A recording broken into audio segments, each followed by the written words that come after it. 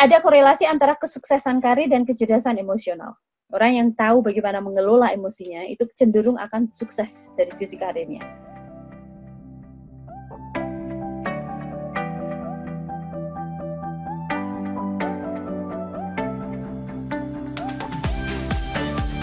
Jadi hari ini kita akan bicara tentang agar anak bebas stres.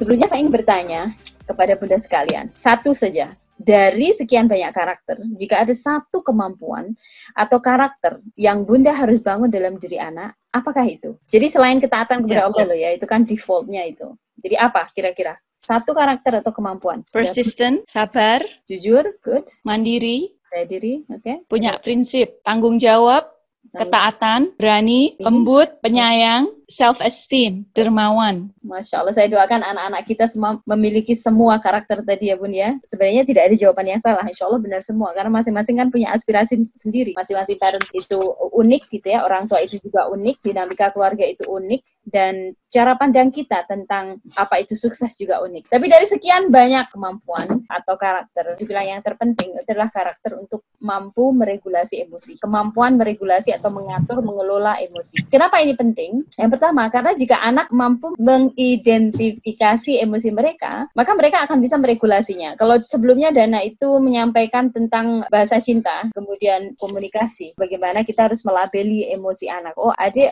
marah karena legonya ambruk, misalnya. Melabeli emosi, karena kalau kita sudah melabeli sesuatu, maka kita akan tahu meletakkannya itu di mana. Ini nanti golongannya apa ya, kemudian dipakai untuk apa. Contoh nyatanya kalau Bunda punya lemari bumbu di dapur, semuanya bentuknya bubuk. Kalau saya memang sukanya beli bumbu-bumbu yang bentuk bubuk ya, jarang di sini yang fresh kayak misalkan kunyit. Kalau misalkan semuanya bubuk, warnanya hampir sama gitu ya, kuning sama sedikit putih dan seterusnya, itu nggak kemudian dilabeli, bisa jadi kita kan salah.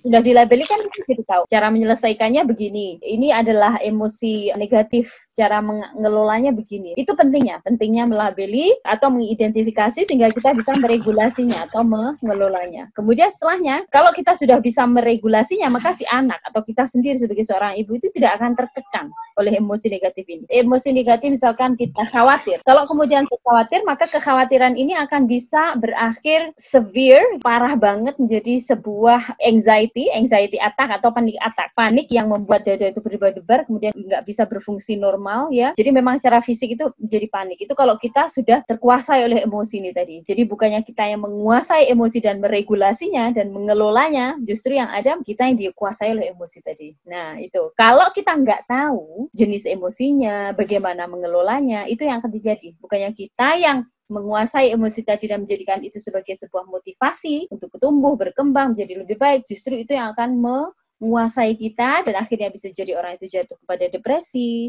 atau bipolar disorder, segala macam mental problem atau mental issue. Nah, dan emosi tadi dia akan melumpuhkan anak kita, melumpuhkan kita. Jadi ada ya anak yang kemudian takut tampil ke depan karena takut, terus kemudian sang ibu tidak berusaha membantu mengelolanya. Ada ya ibu yang sekedar meremehkan, halah gitu aja, dek kok takut, kamu kan anak laki-laki harus berani dong, ingin memberi motivasi tapi caranya demikian. Lah bisa jadi sebenarnya nggak membantu, justru malah counterproductive gitu. Kita bukannya malah menyemangati dia, malah dia merasa, oh iya ya saya itu kok nggak berani ya, tambah merasa bersalah. Iya aku tuh ya jadi anak laki-laki nggak berani, ini ibuku malah bilangku jadi laki-laki nggak berani. Iya aku memang nggak berani, jadi malah jadi cycle. Nah penting bagi seorang bunda untuk tahu bagaimana dia sendiri mengelola emosinya, dan kalau dia sudah mampu mengelola emosinya, kita akan bisa membantu anak kita mengelola emosi mereka sehingga mereka tidak lumpuh. Emosi yang terlalu berlebihan ini tadi akan bisa membuat dia tidak bisa lagi maju, tampil ke depan karena saking takutnya. Kalau ini semua berhasil, maka insya Allah sebenarnya itu adalah keberhasilan tersendiri bagi orang tua. Kemudian ini menjadi kontribusi besar untuk masa depan mereka. Mereka juga akan jadi tumbuh pribadi yang stabil dan bukan pribadi yang labil. Sekarang ini anak-anak juga drama Korea ya. Drama Korea itu ternyata banyak sekali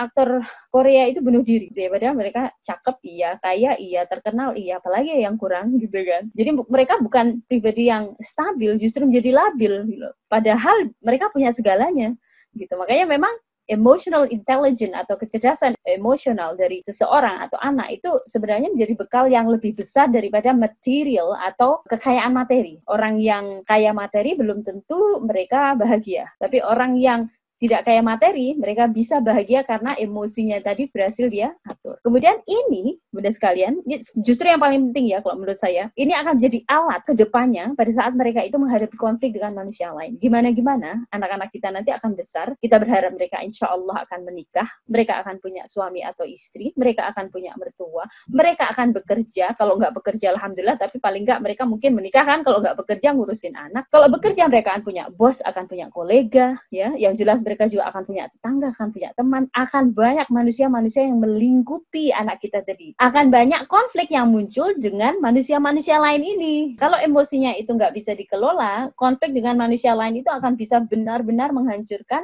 emosi mereka, bisa membuat mereka itu down, bisa membuat mereka itu depresi. Pentingnya untuk tahu bagaimana mengelola emosi negatif, topik hari ini supaya anak nggak stres itu di sini Bun ya. Dari sebuah research, International Journal of Environmental Research and Public Health di Amerika, the National Center of Biotechnology Information, ada korelasi antara kesuksesan karir dan kecerdasan emosional.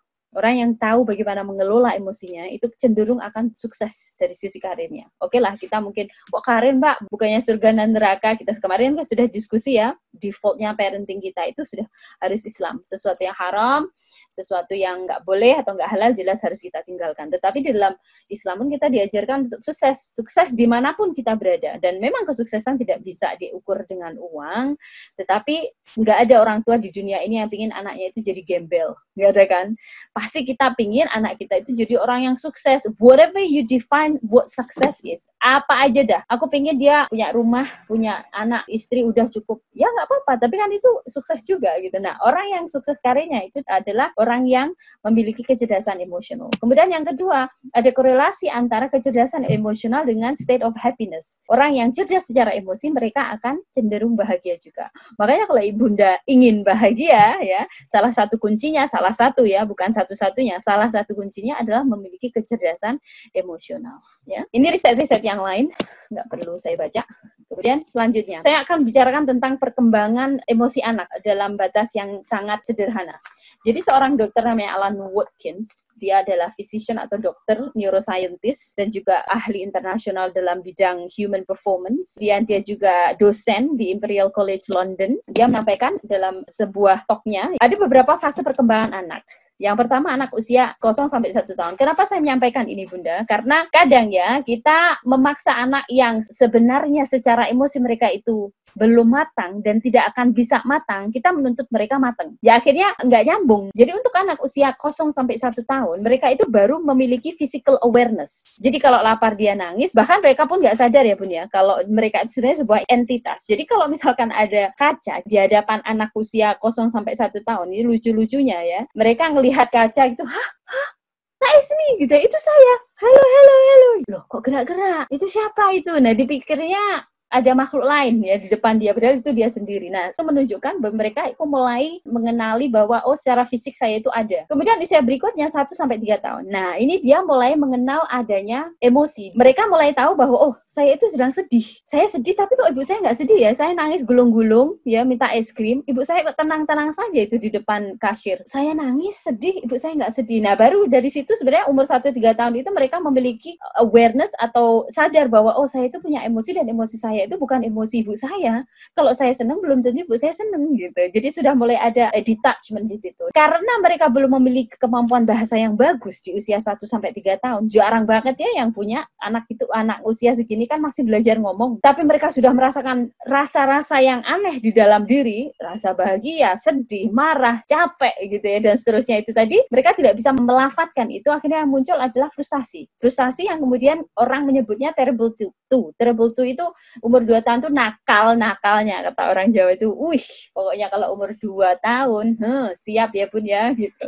Ya. Itu terjadi bisa dipahami Bun. Terjadi itu bukan karena anaknya nakal, tetapi karena anaknya belum bisa mengungkapkan segala macam hal yang mereka rasakan dalam bentuk bahasa. Kalau sudah bisa, barulah seperti kita. Kalau orang sudah dewasa, sudah bisa ada kemampuan untuk memproses gitu. Tapi kalau untuk anak 1-3 tahun, mereka hanya bisa merasakan tapi tidak bisa memverbalize atau verbalisasikan atau menyampaikan menyampaikan apa yang kemudian dia rasakan. Kemudian yang seterusnya 3-6 tahun. Nah, ini sekarang mereka mulai memiliki perkembangan kosakata yang pesat, jadi mereka mulai sadar, oh kalau saya itu sedih, saya harus menyampaikannya begini. Nah, 3-6 tahun itu masa terbaik bagi kita untuk membantu anak melabeli emosi, mengelolanya, dan mengarahkan dengan arah yang benar. Harapannya pada saat mereka sudah di atas usia 6 tahun, mereka sudah settle, mereka sudah tahu bagaimana mengkomunikasikan rasa kepada temannya, kepada ibunya, kepada gurunya. Jadi mereka nggak akan marah tanpa sebab, moody tanpa sebab, karena mereka sudah bisa, oh saya ini moody, dan kalau saya moody itu harusnya begini. Kalau bunda itu merasa sangat marah, oh saya itu calm down kalau apa, tiduran, atau kalau saya minum air, atau kalau saya mungkin tarik nafas panjang gitu. Kita kan tahu itu.